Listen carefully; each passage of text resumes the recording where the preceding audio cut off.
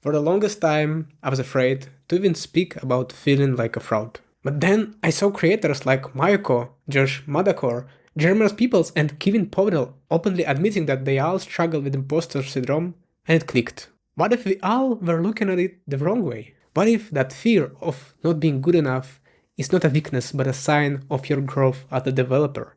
Or a symptom that you are on the edge of breakthrough? How do you actually use that feeling for growth instead of letting it to paralyze you? In this video, I'm going to give you a three-part framework that I personally use. First, we'll acknowledge the pressure why the tech industry is making us feel like imposters. As a second step, we'll build an evidence. I will show you how you can find a proof of your competence. And there will be an action point as a third step, how you can act with an intention. We will cover how you can break the vicious cycle and heal the imposter syndrome. It's not going to be theoretical, I will base it on my steps that I took when I felt massively underqualified after I stretched my resume, or when I was juggling two jobs at the same time as overemployed engineer. And every single time I was starting a new job as an engineer, it was working for me.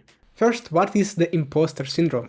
It's just another keyword, but what do you actually mean when you say imposter syndrome? I personally think imposter syndrome is when you are feeling like you are not good enough. For example, when getting to a new company, when there are many new tools that I have no idea about, but others, my colleagues, developers, just seem to use it with so much ease that I'm feeling like zero compared to them. Or I actually had moments when I could find myself pleasing my colleagues or my boss by being silent when they pick the decision that I don't personally like. Because I felt if I confront, there's going to be the debates with the person who is defending the subject, and I was just afraid that in that open discussion, they might see that I'm not good enough, that I don't understand what I'm speaking about, or I'm just stupid. Or every time on an interview, I would rather try to think of something that I could say about this framework, just to not say those words. Or when I was doing some feature and I was stuck and I needed help, I was still hesitating to ask someone.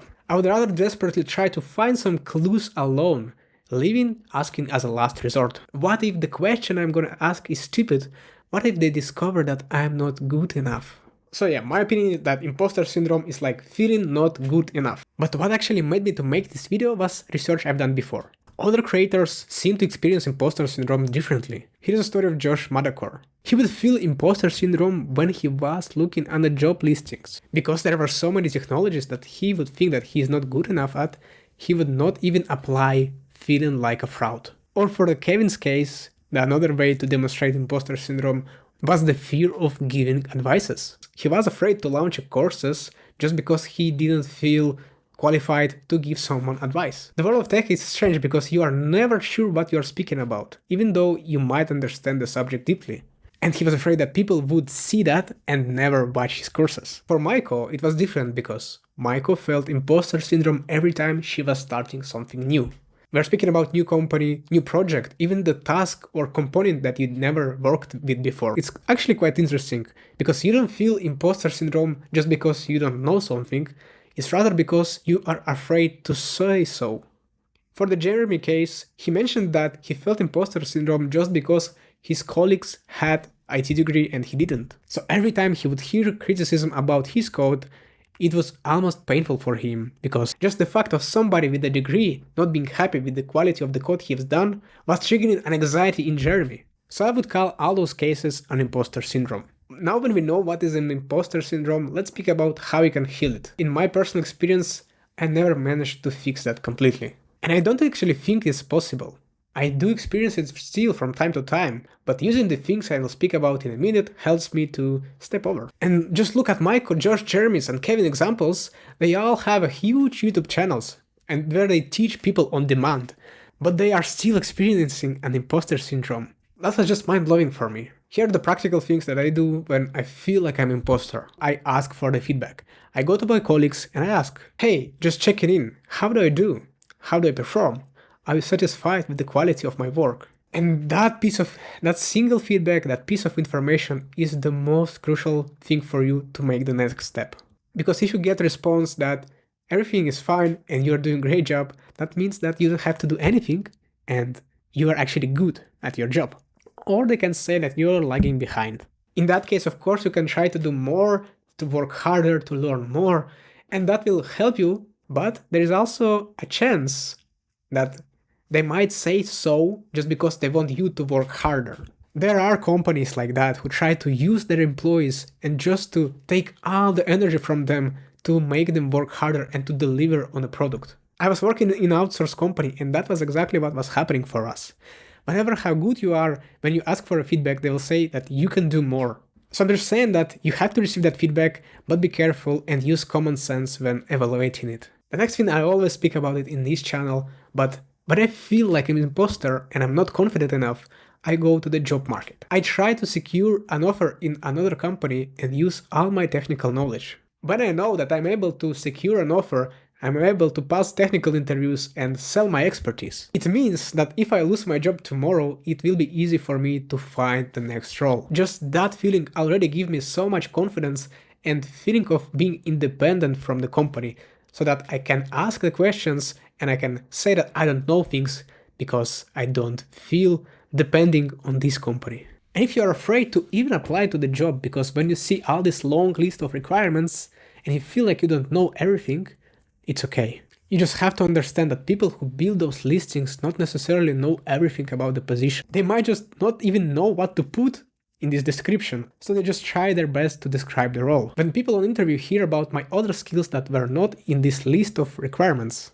they immediately recognize my expertise and they understand that if I learn this, it will be easy for me to learn the rest stuff. The same stuff happened to Kevin when he was launching his course. People started and kept purchasing, and that is the best proof that you are good enough. If people are ready to pay for your skills, then you are not imposter. I also stopped to seek for affinity with my colleagues. That idea of being a team, being a family, is not really working. At the beginning of every day, I just say to myself, I'm valuable not because I function well, but because I bring ideas and life to the project. And with me, the result will be different than without me. That's my real value. Just try to act like a child who explores the world. Let the others teach you. At the end of the day, that is the most beneficial strategy. Knowledge is always relative, and if somebody says that I asked a stupid question, it might be just his opinion. And even if it was a stupid question, it's better to ask it earlier than later. This picture of imposter syndrome is very nice.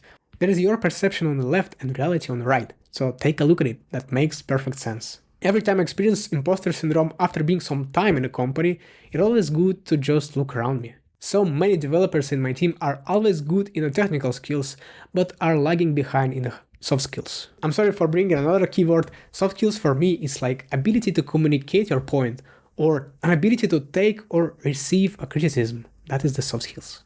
I know that comparing yourself to others is a way to hell, but in that case, it really helps me.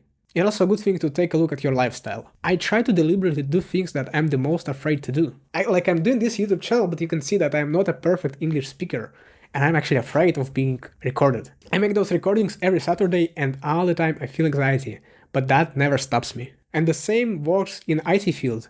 Every time you're afraid to ask for promotion or negotiate for your salary, that is the time when you have to make that step. Every time I do this, I prove to myself that this fear is not objective, it's not relevant. People would say just be confident or resilient, but those are just another keywords. I would say every time when you fear doing something, it doesn't affect your behavior. If that fear is something that I'm able to handle somewhere in the background, that means that I'm confident enough. And that brings me to the most important point that I want to deliver. I'm not a psychologist. This idea of building resilience and exploring things was just always with me.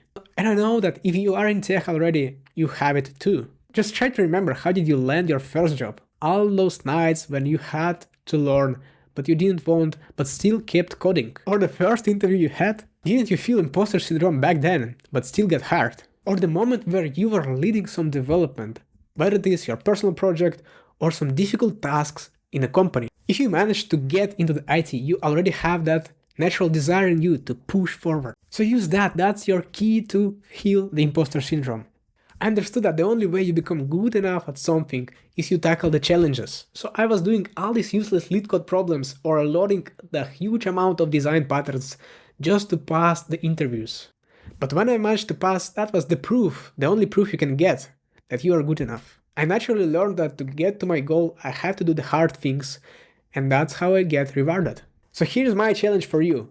During this week, I want you to do one single thing that your imposter syndrome is telling you not to do. Ask that stupid question on a meeting or apply to that job that you feel only 50% qualified to. Volunteer to do the task that you never done before. Afterwards, I want you to come back to this video and reply with one single word: done.